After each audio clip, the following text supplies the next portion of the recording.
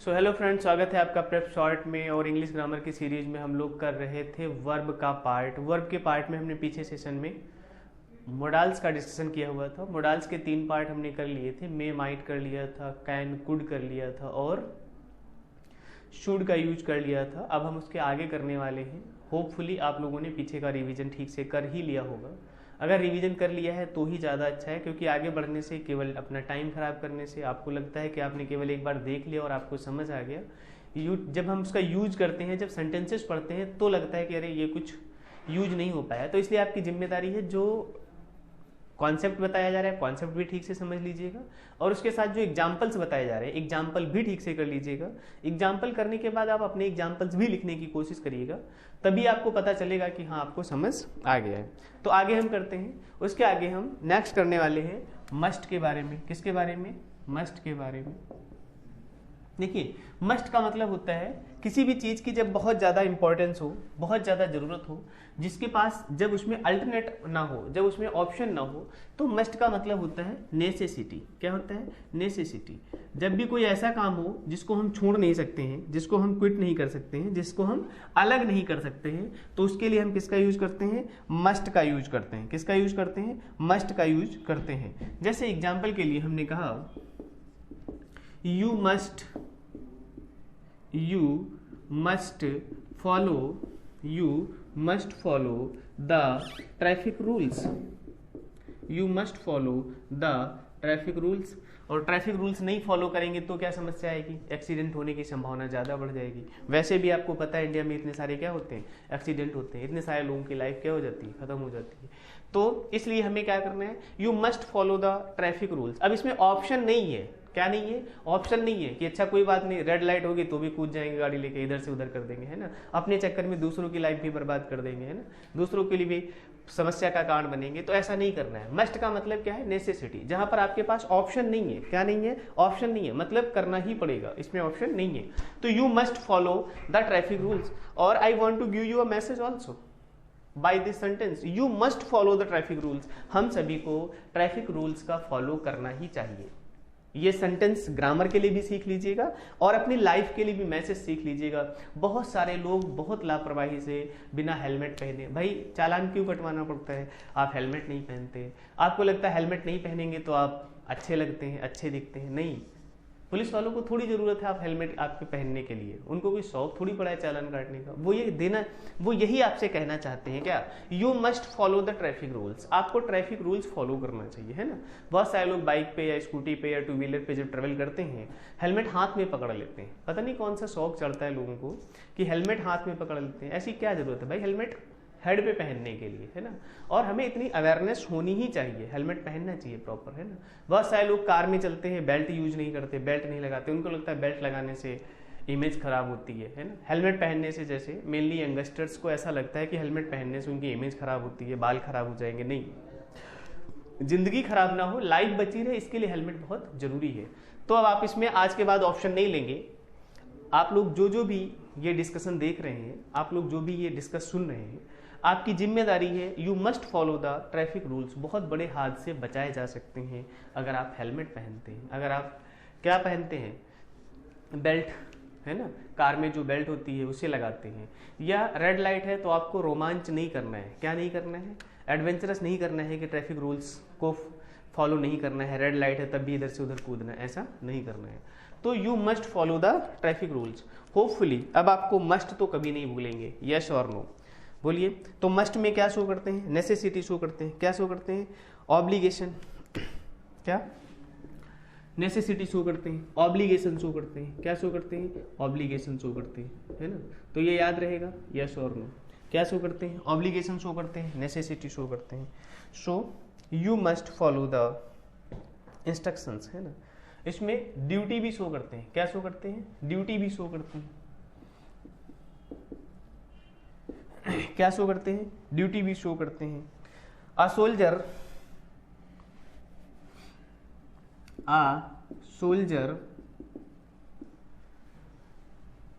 Must fight.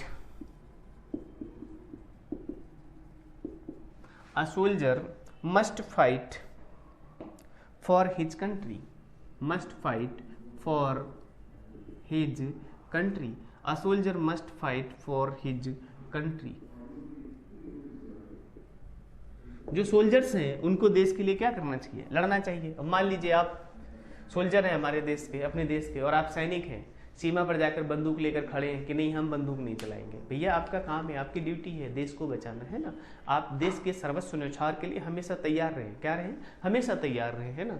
तो a soldier must fight for his country. और अगर वहाँ सोल्जर गोली चलाने से मना कर दे फिर क्या होगा, दूसरे देश के लोग हमारे यहाँ घुस आएंगे, है ना। तो वो भी तो जिम्मेदारी है और बहुत जिम्मेदारीपूर्ण काम है। इसलिए जो सोल्जर्स होते हैं उनको हमें सबको क्या करना चाहिए, रेस्पेक्ट करना चाहिए हमेशा, क्योंकि वो अपनी जान को दांव पर लगाकर हमें आराम से हमारे काम, जैसे आप पढ़ रहे हैं, मैं पढ़ा रहा हूँ, ये काम हम इतनी आसानी से इसलिए कर पाते हैं क्योंकि हमारे सोल्जर्स हमारे सीमा पर तैनात हैं ना। और वो अपना काम कैसे कर रहे हैं, a soldier must fight for his country, वो अपने देश के लिए लड़ रहे हैं, क्या कर रहे हैं, देश के लिए लड़ रहे हैं। तो मस्ट का यूज मेनली हम किसके लिए करते हैं, नेसेसिटी के लिए करते हैं, ऑब्लिगेशन के लिए करते हैं और ड्यूटी के लिए करते हैं। किसके लिए करते हैं, ऑब्लिगेशन के लिए करते हैं, ड्यूटी के लिए करते हैं। कई बार ऐसा होता है कि मस्ट का यूज शुड की जगह भी कर देते हैं। किसकी जगह भी कर देते हैं, शुड की जगह भी कर देते हैं। देखिए शुड का यूज भी ड्यूटी के लिए होता है, किसके लिए होता है, शुड का यूज भी ड्यूटी के लिए होता है। लेकिन अगर ड्यूटी ऐसी है जिसमें आप ऑप्शन ले सकते हैं, क्या कर सकते हैं, ऑप्शन ले सकते हैं। जैसे हमने बोला यू शुड स्टडी हार्ड, आपको कठिन मेहनत करनी चाहिए। अगर आप कठिन मेहनत नहीं करेंगे, हम इसको ऐसे भी बोल सकते हैं यू मस्ट स्टडी हार्ड, आपको कठिन मेहनत करनी चाहिए, तो आप फेल होंगे, इससे दूसरे का किसी का कोई नुकसान नहीं होगा। मस्ट को ज्यादातर वहां पर यूज करना है जहां से दूसरों का नुकसान होगा। आप अपना नुकसान कर रहे हैं तो इससे कोई बड़ा नुकसान नहीं है, इससे दूसरे को प्रॉब्लम नहीं होगी। जैसे you must follow the traffic rules, अगर आप ट्रैफिक रूल्स का फॉलो करेंगे तो इससे क्या होगा कि आपका तो नुकसान बचेगा ही, दूसरे का नुकसान नहीं होगा। यू शुड स्टडी हार्ड, आपको अच्छे से मेहनत करके पढ़ाई करनी चाहिए। अगर आप नहीं करेंगे तो देश का एक अच्छा इंसान, एक नागरिक नहीं बनेगा, देश को जो मिलना चाहिए वो मिलेगा नहीं मिलेगा, लेकिन डायरेक्ट कोई नुकसान नहीं दिखाई पड़ेगा। आप नहीं करेंगे तो कोई दूसरा करेगा, सिंपल सी बात है। अगर आप उस पोस्ट को, आप उस चीज़ को हेल्प नहीं करेंगे तो ऐसा थोड़ी है कि दूसरे लोग उस पर नहीं जाकर बैठेंगे, काम नहीं करेंगे, है ना। तो वो आपकी जिम्मेदारी है अपने लिए। लेकिन अगर जब कई ऐसी बात आती है जहां पर दूसरों का कोई नुकसान हो रहा हो तो ऐसी जगह पर आप ऑप्शन नहीं ले सकते। क्या नहीं ले सकते, तो इसके लिए हमें किसका यूज करना पड़ेगा, मस्ट का यूज करना पड़ेगा। यस और नो, आगे देखिएगा। तो ये मस्ट का यूज समझ आ गया होगा, एग्जाम्पल भी समझ आ गया होगा। अब आपको क्या करना है, ऐसे ही एग्जाम्पल से एक दो और लिख लेना है, लिख लेंगे, यस और नो, ओके। नेक्स्ट देखिएगा, चलिए लिखिए, कम से कम एक एग्जाम्पल तो लिख कर दिखाइए आप लोग इसका, मस्ट का, अपनी तरफ से।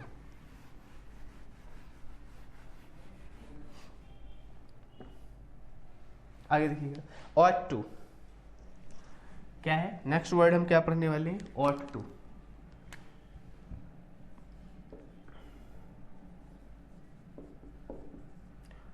ought to का यूज भी किसके लिए होता है, ought to का यूज भी ड्यूटी और मोरल ऑब्लिगेशन के लिए होता है। ought to का यूज किसके लिए होता है, ड्यूटी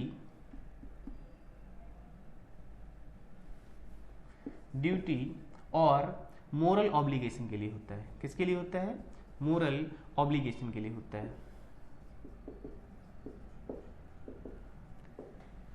ड्यूटी और मोरल ऑब्लिगेशन के लिए होता है। कैसे, एग्जाम्पल देखिएगा तो ज्यादा समझ आएगा। You ought to, example, you ought to serve, you ought to serve your motherland, your motherland, you ought to serve your motherland, you ought to serve your motherland।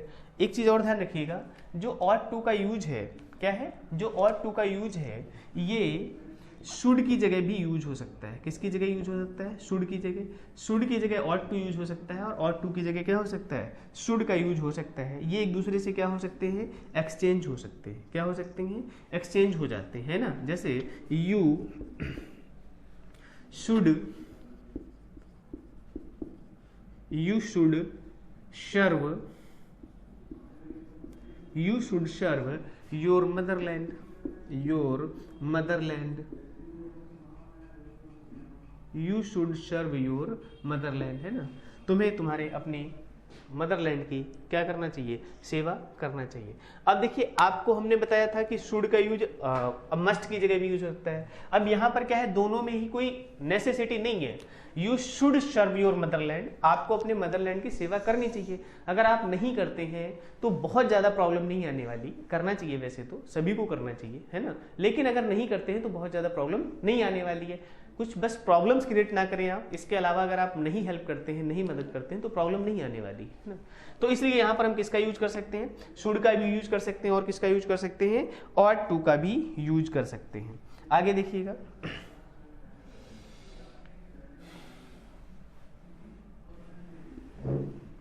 इसका भी एक एग्जांपल आप लोग अपनी तरफ से लिखिएगा, और टू का यूज, है ना।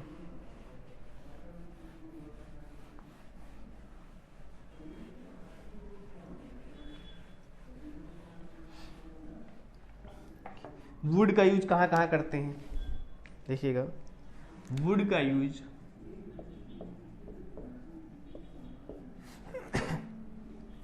वुड का यूज पोलाइट रिक्वेस्ट के लिए करते हैं। किसके लिए करते हैं, पोलाइट रिक्वेस्ट के लिए करते हैं, पोलाइट रिक्वेस्ट के लिए करते हैं वुड का यूज। और किसके लिए करते हैं, विश के लिए करते हैं। किसके लिए करते हैं, विश करने के लिए भी करते हैं। और हैबिचुअल एक्शंस के लिए भी करते हैं। किसके लिए करते हैं, हैबिचुअल एक्शंस के लिए, हैबिचुअल एक्शंस के लिए भी करते हैं, पोलाइट रिक्वेस्ट के लिए भी करते हैं और विश के लिए भी करते हैं, ठीक है। तो इसके एग्जांपल्स देखिएगा। पोलाइट रिक्वेस्ट कैसे हो जाएगी, would you help me please, would you help me,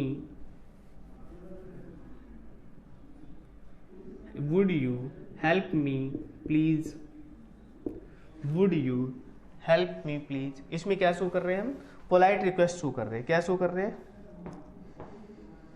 है ना, विश करने के लिए। किसके लिए, विश करने के लिए। क्या हो सकता है, I would like, I would like, I would like to play now,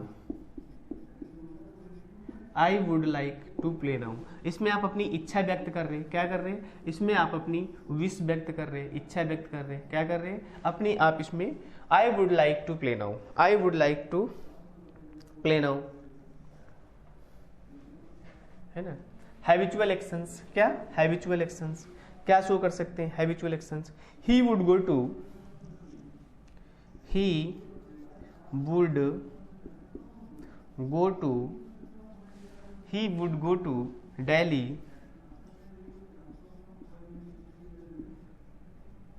by car। मतलब वो जब भी जाता है दिल्ली तो कार से ही जाता है। किससे जाता है, कार से। So he would go to Delhi by car, he would go to Delhi by car। वो दिल्ली कार से जाना चाहेगा। किससे जाना चाहता है, कार से जाता है या कार से ही जाता है ना, इस तरीके से। तो इससे हमने क्या शो किया आपको, पोलाइट रिक्वेस्ट, विश और ये। आगे देखिएगा,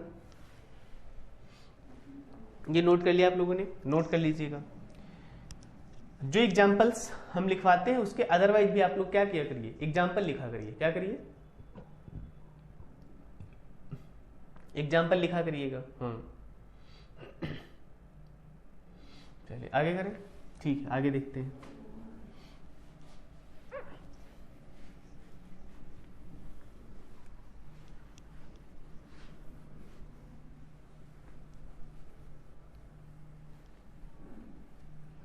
कोई भी चीज एक बार ठीक से समझ लीजिएगा, कर लीजिएगा, ताकि बार बार इंग्लिश ना देखना पड़े, ना पढ़ना पड़े कि हाँ पिछली बार भी पढ़ी थी, 10th में भी पढ़ा था, 12th में भी पढ़ा था, ग्रेजुएशन में भी पढ़ रहे हैं और अभी भी समझ नहीं आती है। तो एक बार कर लीजिएगा। लैंग्वेज है, देखिए अगर कुछ चीज़ें समझने के लिए होती हैं, जैसे हमने आपको एग्जाम्पल दूं, क्या कोई छोटा बच्चा कभी भी बोलने से पहले वो हिंदी की ग्रामर सीखता है कि नहीं? जब छोटा बच्चा बोलना सीख रहा होता है तो क्या वो हिंदी की पहले ग्रामर सीखता है कि नहीं? पहले वर्तमान काल क्या होता है, भूतकाल क्या होता है, भविष्य काल क्या होता है, पहले वो ये सीखता है, तब वो बोलना शुरू करता है कि हाँ मैं घूमने जाऊंगा, कल मैं घूमने गया था, क्या वो वर्तमान, भूतकाल और भविष्यकाल सीख कर बोलता है? नहीं।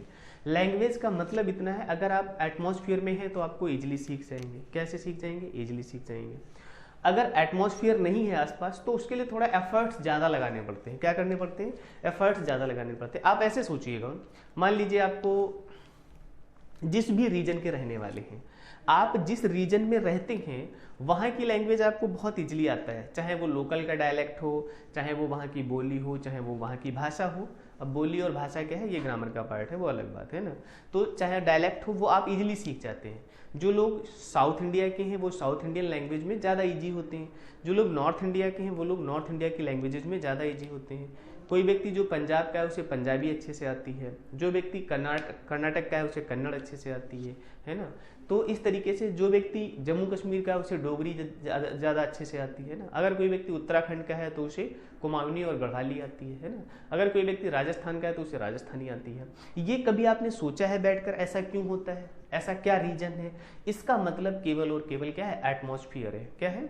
जिस एटमॉस्फेयर में आप रहते हैं वो लैंग्वेज। अब सोच कर देखिए, कोई व्यक्ति चाइना का होगा तो उसे चाइनीज या मैंडारिन इजली आती ही होगी, है ना। उसे हिंदी भले ना आए, या हिंदी देर से आए या मुश्किल से आए, लेकिन उसे चाइनीज या मैंडारिन तो आती ही होगी, है ना। उसने ना ही सीखा हो, कोई बात नहीं।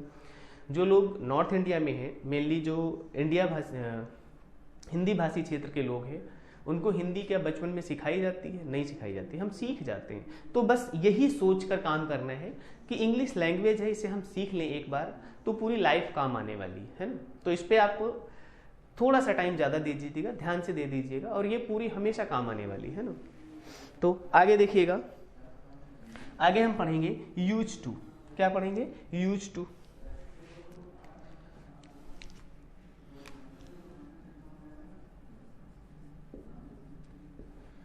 यूज टू का मतलब क्या होता है?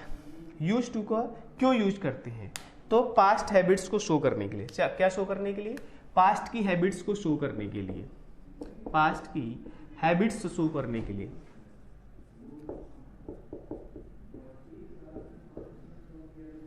पास्ट की हैबिट्स को शो करने के लिए, पास्ट की हैबिट्स को शो करने के लिए किसका प्रयोग करते हैं? पास्ट की हैबिट्स को शो करने के लिए हम किसका प्रयोग करते हैं? यूज टू का प्रयोग करते हैं। यस और नो? ओके। एग्जाम्पल जैसे he used to walk in the morning. He used to walk in the morning. He used to walk in the morning. He used to walk in the morning. बहुत लोगों की आदत होती है सुबह सुबह टहलना। क्या करना? सुबह सुबह टहलना। तो he used to, वो आदत है उनकी। क्या है? used to। यहाँ पर क्या शो कर रहा है? आदत शो कर रहा है, हैबिट शो कर रहा है। क्या शो कर रहा है? हैबिट शो कर रहा है। क्या शो कर रहा है? हैबिट शो कर रहा है। he used to walk in the morning. yes or no? लेकिन और क्या है? पास्ट की हैबिट्स को शो करता है। क्या शो करता है? पास्ट की हैबिट्स को शो करता है। इसका मतलब है प्रेजेंट में पास्ट की हैबिट्स को शो करता है। इसका मतलब है वर्तमान में, प्रेजेंट में, वर्तमान में वह काम नहीं कर रहा है। क्या नहीं कर रहा है? वह काम नहीं कर रहा है। मतलब he used to walk in the morning. He used to walk in the morning daily. पहले तो वह किया करता था। क्या किया करता था? वॉकिंग किया करता था, लेकिन अब नहीं करता है। क्या नहीं करता है? अब नहीं करता है। तो इसलिए हमने क्या कहा? इसका मतलब है वो पास्ट की हैबिट्स को शो करने के लिए। क्या करने के लिए? पास्ट की हैबिट्स को शो करने के लिए जो वर्तमान में नहीं है। I used to smoke cigarettes. Example के लिए, I used to smoke cigarettes. I used to smoke cigarettes. I used to smoke cigarettes. मैं पहले सिगरेट पीने का आदी था। एग्जाम्पल है, एग्जाम्पल भाई। एग्जाम्पल को एग्जाम्पल ही समझना है। क्या समझना है? एग्जाम्पल नहीं, एग्जाम्पल ही समझना है। आई यूज टू स्मोक सिगरेट, वह कोई व्यक्ति जो ऐसा करता था उसके लिए बोला जा रहा है, मैं मेरे लिए नहीं, मतलब मैं अपने लिए नहीं बोल रहा हूँ। आई यूज टू, आई वो व्यक्ति है जो ऐसा करता है वो बोल रहा है। आई यूज टू स्मोक सिगरेट्स, पहले मैं सिगरेट पिया करता था, अब नहीं पीता हूं, अब नहीं पीता हूं, पहले मैं सिगरेट पिया करता था। ऐसा ये सब्जेक्ट कह रहा है। कौन कह रहा है? ऐसा ये सब्जेक्ट। ऐसा क्यों मुझे बोलना पड़ रहा कि ये सब्जेक्ट कह रहा है? कहीं आप लोग ये मत समझ लो कि मैं अपनी बात कर रहा हूं, है ना। ये एग्जाम्पल है केवल। क्या है ये? एग्जाम्पल है केवल, है ना। तो इसका यूज देखिएगा, जो यूज टू है इसका यूज हम अफर्मेटिव, नेगेटिव, इंटेरोगेटिव तीनों में कर सकते हैं। किस में कर सकते हैं? अफर्मेटिव, नेगेटिव और इंटेरोगेटिव तीनों में कर सकते हैं। किस में कर सकते हैं? तीनों में कर सकते हैं। अगर आप लोगों ने ये एग्जांपल लिख लिए तो हम रफ कर देते हैं, उसके एग्जांपल्स बताते हैं आपको, है ना। आगे देखिएगा,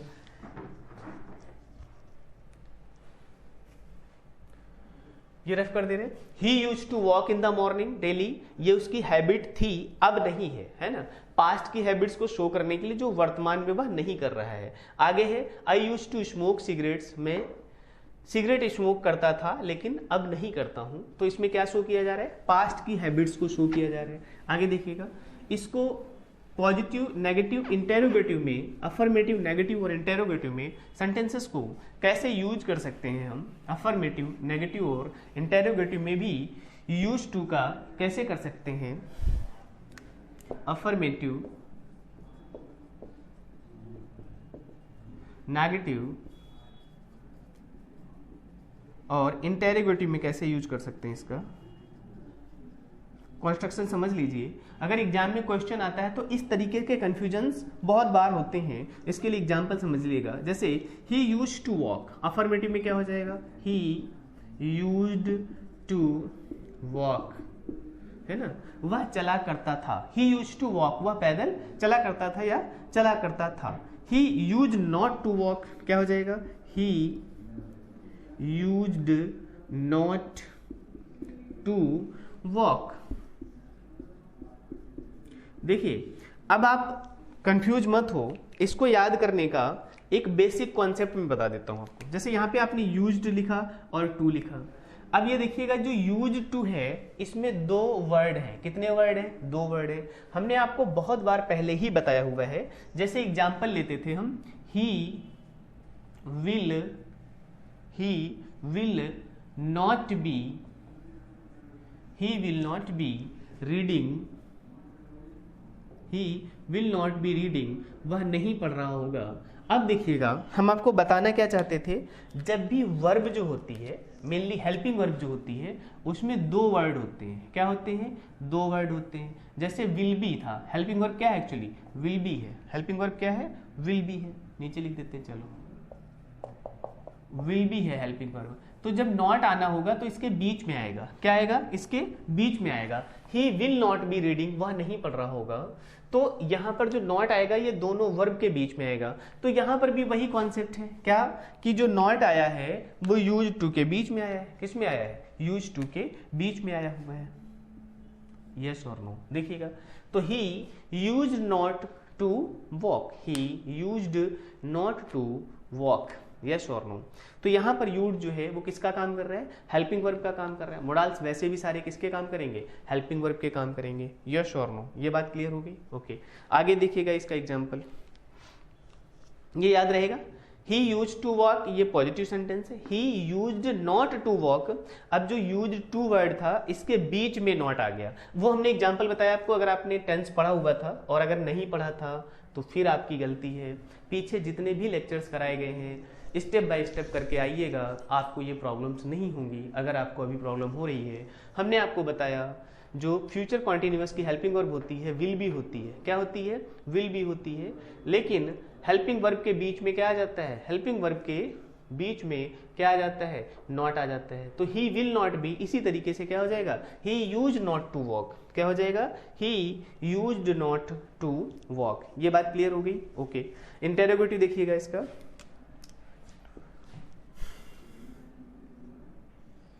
used, he to walk, used he to walk, क्या हो जाएगा, यूज्ड ही टू वॉक। अब ये भी देखिएगा, अगर हमने आपको टाइप्स ऑफ सेंटेंसेस में आपने पढ़ा था पॉजिटिव, अफर्मेटिव, नेगेटिव, इंटेरोगेटिव बताया हुआ था हमने आपको, अगर वो आपने शायद सेकंड या थर्ड लेक्चर होगा जो भी देख लीजिएगा, अगर आप सीरियल से देख कर आए हैं, वैसे भी हमने हर बार टेंस में बताया हुआ है टाइप्स ऑफ सेंटेंसेस में। तो आपको हमने बताया था टाइप्स ऑफ सेंटेंसेस में इंटेरोगेटिव जो होता है वो दो प्रकार का होता है, एक हेल्पिंग वर्ब से स्टार्ट होता है, एक क्वेश्चन वर्ड से स्टार्ट होता है। किससे स्टार्ट होता है, क्वेश्चन वर्ड से स्टार्ट होता है। तो ये सेंटेंस किससे स्टार्ट हो रहा है, हेल्पिंग वर्ब से स्टार्ट हो रहा है। यहाँ पर यूज्ड क्या है, हेल्पिंग वर्ब हो गया। तो इसकी कॉन्स्ट्रक्शन आपको पता है पहले से, पहले क्या लिखते हैं, हेल्पिंग वर्ब लिखते हैं, फिर क्या लिखते हैं, फिर सब्जेक्ट लिखते हैं, है ना। उसके बाद सब्जेक्ट के बाद पहले हेल्पिंग वर्ब लिखते हैं, फिर सब्जेक्ट लिखते हैं, फिर उसके बाद मेन वर्ब लिखते हैं। क्या लिखते हैं, मेन वर्ब लिखते हैं। लेकिन अगर हेल्पिंग वर्ब दो पार्ट में है, क्या है, यही वाला एग्जांपल देख लीजिएगा फिर से, he will not be reading. अगर हमें इसे इंटेरोगेटिव बनाना होगा, क्या बनाना होगा, इंटेरोगेटिव बनाना होगा, तो ये क्या हो जाएगा, विल, क्या हो जाएगा, will he not be reading, क्या हो जाएगा, या नॉट हटा देते हैं, विल ही बी रीडिंग, ऐसे कर लेते हैं, विल ही बी रीडिंग। तो ये बात समझ आई आपको। देखिएगा ये फ्यूचर कॉन्टिन्यूस का टेंस है, विल ही बी रीडिंग, तो हमने पहले विल लगा लिया, फिर उसके बाद ही लिख लिया सब्जेक्ट, और फिर उसके बाद विल का बचा हुआ पार्ट सब्जेक्ट के बाद में ही आता है। ये बात आपको पहले से पता है, और नहीं पता है तो पता होना चाहिए। इसका मतलब है अगर आपको नहीं पता है तो इसका मतलब पीछे से आप टेंस ठीक से पढ़कर नहीं आए हैं। तो ये यूज, आपको यूज टू का यूज पता चल गया, क्या चल गया, यूज टू का यूज पता चल गया। क्लियर हो गई ये बात, आगे चलते हैं। ओके,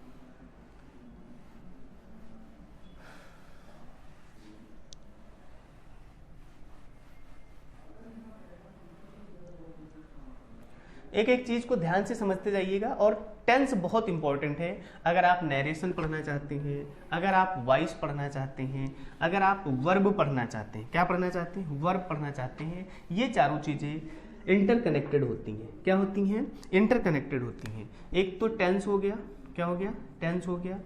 टेंस के भी पहले वर्ब, क्या, वर्ब आनी चाहिए आपको, वर्ब से आपको टेंस आएगा, क्या आएगा, टेंस आएगा। और अगर आपको टेंस और वर्ब दोनों आते हैं तो ही आपको वॉइस, क्या, वॉइस, वॉइस मतलब एक्टिव वॉइस यानी passive voice, active voice, active and passive, और नरेशन, क्या, नरेशन,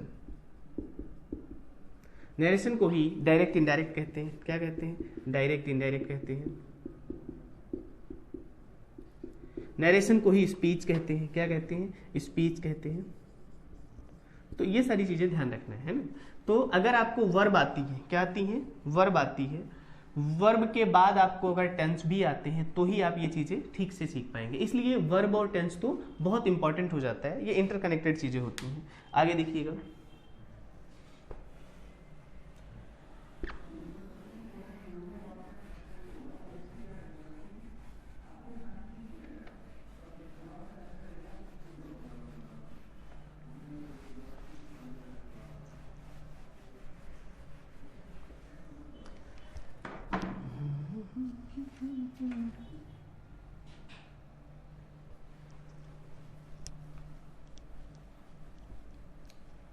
चलिए तब तक आप लोग कुछ एग्जाम्पल्स लिखिएगा, किसके, जो हमने पीछे अब तक मॉडल्स किया हुआ था। यूज टू के कुछ और एग्जाम्पल्स लिख के दिखाइएगा, बताइए, यूज टू के कुछ और एग्जाम्पल्स लिख कर बताइएगा।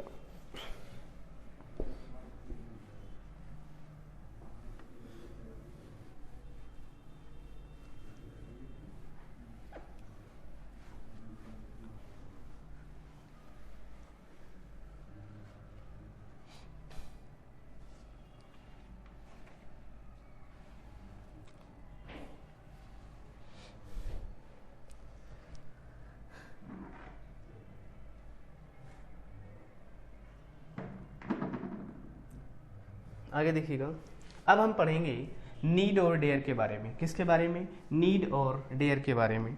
देखिएगा, नीड और डेयर के बारे में पढ़ेंगे। किसके बारे में पढ़ेंगे, नीड और डेयर के बारे में।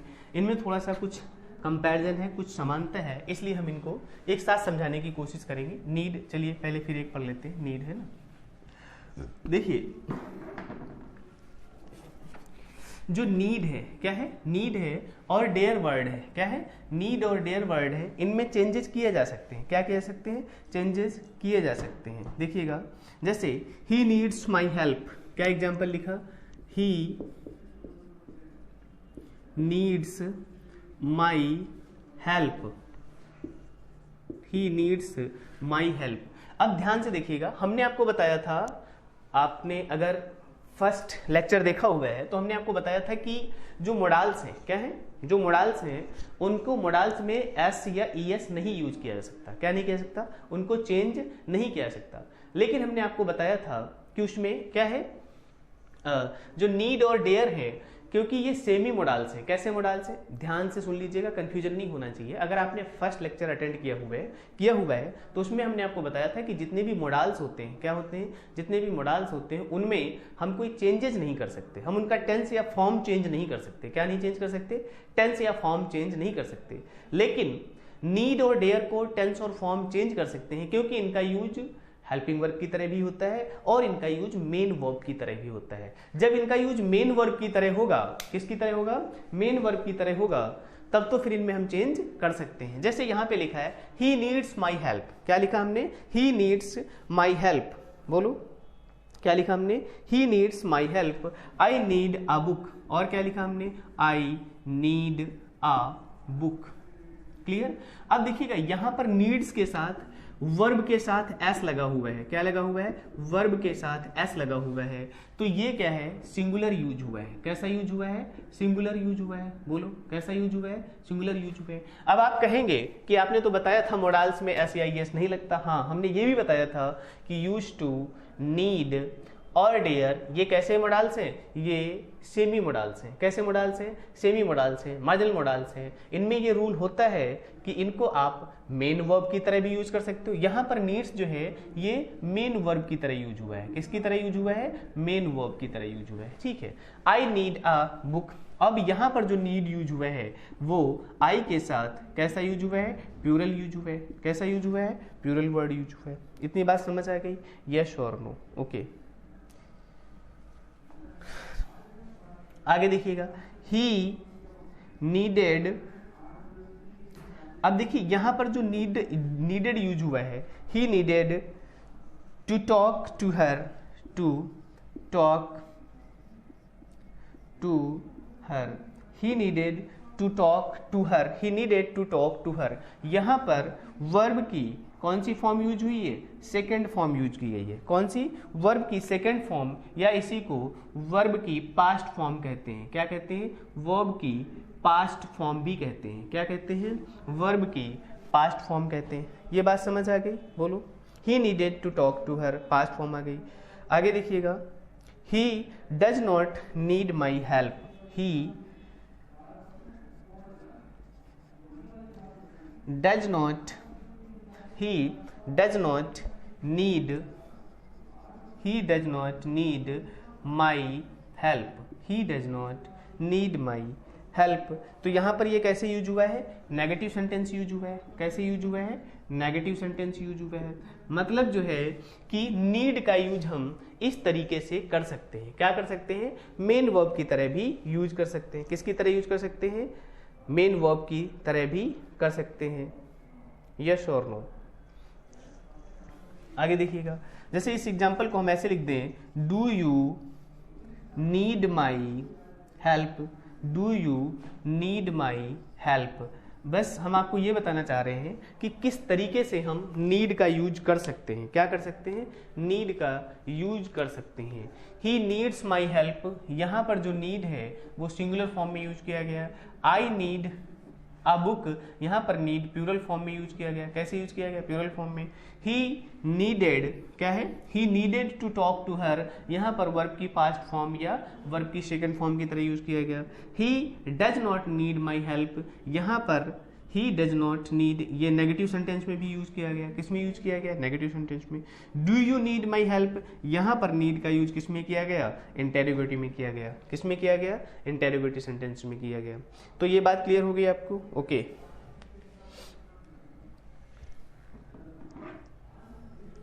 आगे कुछ एग्जाम्पल्स इसके देखिएगा, यहाँ पे लिखते हैं। जैसे एग्जाम्पल में लिखा हमने I need to go there, I need to go there. देखिए जितने भी हमने रूल्स लिखे थे, क्या लिखे थे कि एक रूल हमने लिखा था मोडाल्स को स्टार्ट करते समय कि मोडाल्स के साथ टू का यूज नहीं किया जाएगा। क्या नहीं किया जाएगा? मोडाल्स के साथ टू का यूज नहीं किया जाएगा। लेकिन यहाँ पर क्या है, क्योंकि नीड मेन वर्ब की तरह काम कर रही है। किसकी तरह काम कर रही है? मेन वर्ब की तरह काम कर रहा है, इसलिए नीड के बाद किसका यूज किया गया? टू का यूज किया गया। तो इसको क्या कहेंगे? To plus verb. क्या कह देंगे? To plus verb. यस और नो। क्लियर होगी बात? Okay. He needs, he need, I need to go there. तो ये टू का वर्ब भी इसकी तरह यूज होता है। इसी तरीके से डेयर का भी यूज मेन वर्ब की तरह भी हो सकता है। किसकी तरह हो सकता है? डेयर का भी यूज मेन वर्ब की तरह हो सकता है। देखते हैं कुछ एग्जांपल्स। डेयर का भी यूज किसकी तरह हो सकता है? मेन वर्ब की तरह हो सकता है। देखिएगा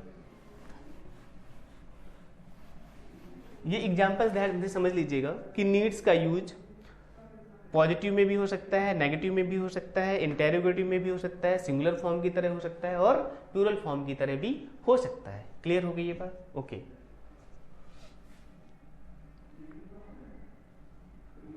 मतलब इसकी फॉर्म को क्या किया जा सकता है? चेंज किया जा सकता है। आगे देखिएगा।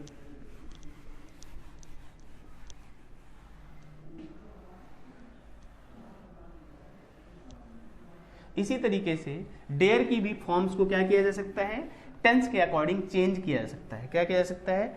जिस तरीके से नीड के फॉर्म्स को, किसके फॉर्म को? नीड के वर्ब के फॉर्म्स को टेंस के अकॉर्डिंग चेंज किया जा सकता है, इसी तरीके से डेयर को भी चेंज किया जा सकता है। देखिएगा एग्जाम्पल।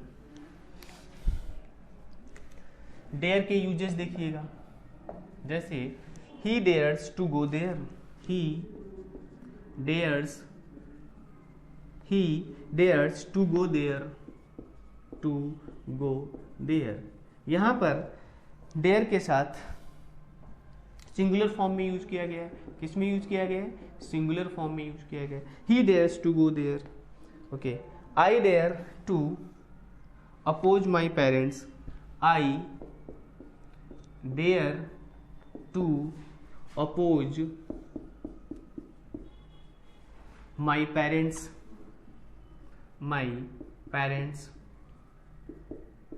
यहाँ पर डेयर को प्लूरल फॉर्म में यूज किया गया है।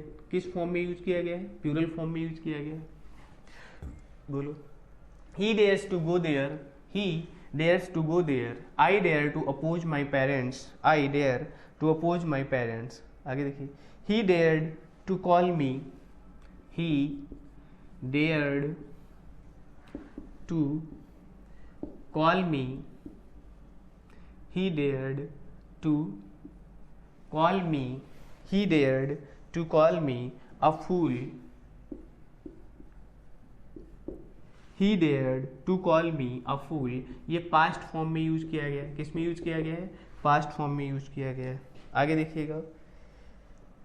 he does not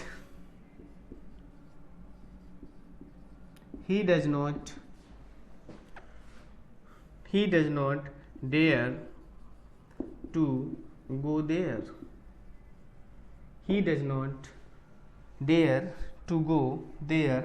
negative sentence में यूज किया गया है। किस में यूज किया गया है? नेगेटिव सेंटेंस में यूज किया गया है। आगे देखिएगा। did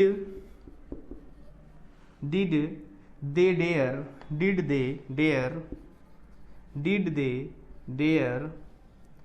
did they dare to talk to me, to talk to me, did they dare to talk to me? Yes और नो। तो देखिए डेयर का भी यूज इस तरीके से कर सकते हैं हम। डेयर का यूज हम इस तरीके से कर सकते हैं। He dares to go there, I dare to oppose my parents. Plural form में यूज हो गया, सिंगुलर फॉर्म में भी यूज हो गया।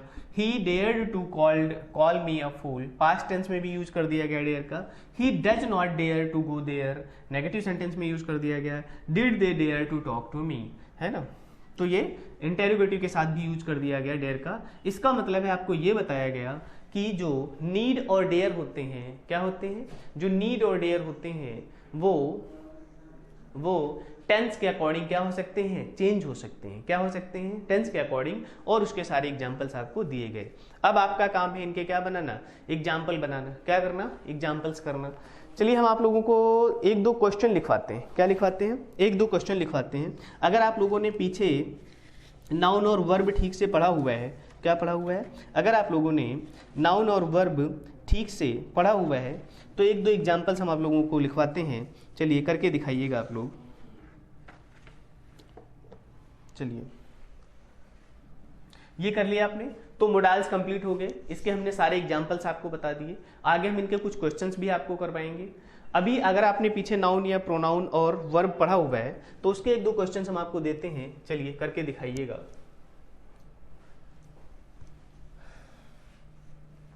इसका ठीक से रिवीजन कर लीजिएगा। आगे इसके क्वेश्चंस भी हम आपको देंगे मोडाल्स के। एक बार पहले अच्छे से स्टडी कर लीजिएगा, रिवीजन कर लीजिएगा।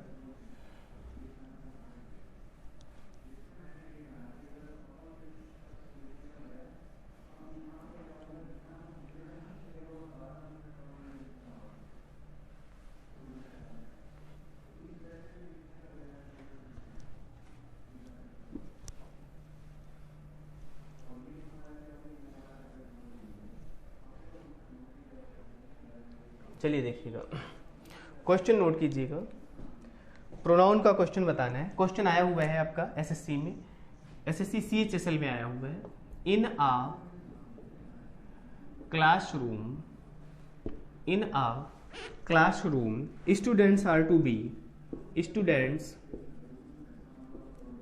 आर टू बी, ये आर लिखा हुआ है, students are to be, students are to be trained to love, students are to be trained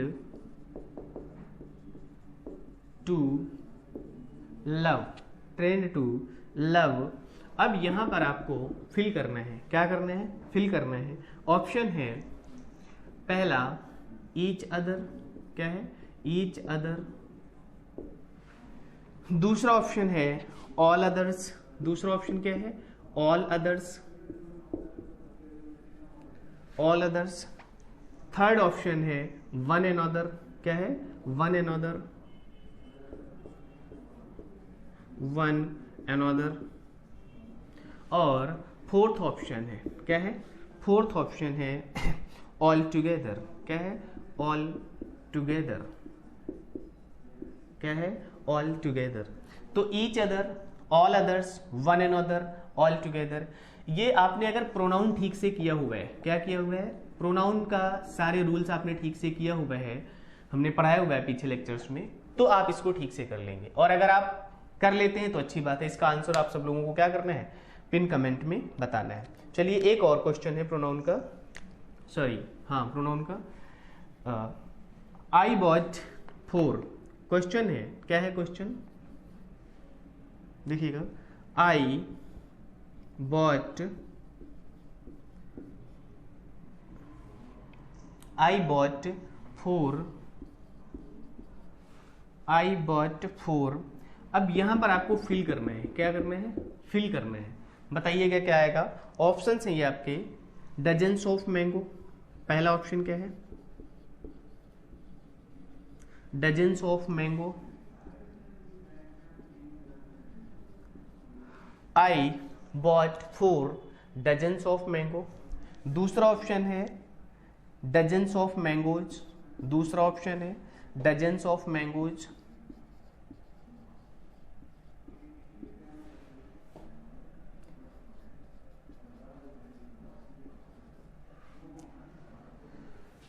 dozens of mangoes.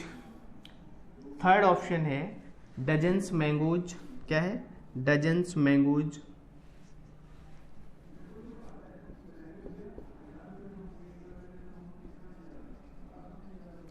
Dozens mangoes, dozens mangoes. और फोर्थ ऑप्शन है, फोर्थ ऑप्शन है dozen mangoes, क्या है, dozen mangoes, dozen mangoes. देखिएगा option ध्यान से पढ़ लीजिएगा, क्योंकि अगर थोड़ा भी इसमें ऑप्शन में गड़बड़ी हुई तो दिक्कत हो जाएगी। ऑप्शन ठीक से पढ़ लीजिएगा। आई बॉट 4 के आगे क्या फिल करना है आपको, क्या फिल करेंगे, डजन्स ऑफ मैंगो। ध्यान से सुन लीजिए, ऑप्शन ध्यान से सुन लीजिएगा, बहुत कम डिफरेंस है और कंफ्यूजन बहुत ज्यादा होने वाला है, इसलिए अगर आपने पूरा लेक्चर नाउन प्रोनाउन का और एडजेक्टिव के ध्यान से पढ़े तभी आप इसको सेट कर पाएंगे। डजन्स ऑफ मैंगो एक ऑप्शन है, दूसरा है डजन्स भी प्लूरल में है, मैंगोज में भी एस लगा हुआ है, इसमें है डजन्स मैंगोज है, क्या है डजन्स मैंगोज है, और आगे है डजन मैंगोज, क्या लिखा हुआ है डजन मैंगोज लिखा हुआ है। अब आपको चूज करना है कि इन चारों ऑप्शंस में से कौन सा ऑप्शन है, यस और नो बताइएगा। ठीक है, तो 4 ऑप्शन है, क्या है, आई बॉट 4 ब्लैंक स्पेस है, डजन्स ऑफ मैंगो है, डजन्स ऑफ मैंगोज है, डजन्स मैंगोज है, डजन मैंगोज है। आंसर में आपका हम इंतजार करेंगे कि देखते हैं किसका आंसर सबसे पहले आता है और कौन सबसे बेस्ट ऑप्शन देता है। ऑप्शन को ध्यान से देखिएगा, बहुत कम चांसेस हैं इसमें, क्योंकि एस कहाँ लगाना है यही क्वेश्चन का मेन क्रक्स है, यस और नो। तो होपफुली आप लोगों ने सेशन को एंजॉय किया होगा। जो चीज़ें भी आपको अगर समझ नहीं आती है, जहाँ भी प्रॉब्लम होती है, अभी तो आपको ऑनलाइन का ये फायदा भी है कि आप उसको एक बार थोड़ा सा पॉज लेकर थोड़ा सा ठहर कर देख लीजिएगा। उसके बाद भी अगर आपको समझ नहीं आता है तो आप मुझे कमेंट करके बताइएगा, आप मुझे कनेक्ट रहिएगा। और हमने आपको हर बार बोला है कनेक्ट रहने के लिए क्या करना है, आपको चैनल को सब्सक्राइब करना है। कनेक्ट रहेंगे तो ज़्यादा अच्छा होगा, कनेक्टिविटी बहुत ज़रूरी है ना, कनेक्टिविटी बहुत ज़रूरी है। तो अगर आप चैनल को सब्सक्राइब कर लीजिएगा, लाइक कर लीजिएगा और कमेंट करके अपनी बातें आप रख सकते हैं। जो भी प्रॉब्लम्स हैं आपके, जो क्वेश्चंस हैं, क्वेश्चंस लॉजिकल होने चाहिए, है ना, इन लॉजिकल क्वेश्चंस को नहीं सुना जाएगा, है ना। ये नहीं कि कुछ भी आप लोग लिख देते हो, है ना। तो ये आपकी जिम्मेदारी है कि जो भी क्वेश्चंस हो बहुत लॉजिकल होना चाहिए, स्टूडेंट की तरह होना चाहिए। जो आपकी क्वेरीज हैं, जो आपकी डिमांड्स हैं, जो आपकी ज़रूरतें हैं, उस पर बात होनी चाहिए, है ना। इधर उधर की बातों से हमें बचना है। तो धन्यवाद, अपना ध्यान रखिएगा। ऐसे ही हम आगे कंटिन्यू करते रहेंगे स्टेप बाय स्टेप, और आपको कंटिन्यूअसली एक स्टेमिना बना के रखना है, कोशिश करना है कि क्वेश्चंस को, चीज़ों को, मटेरियल को ध्यान से समझना है। ठीक है, थैंक यू, तब तक के लिए धन्यवाद।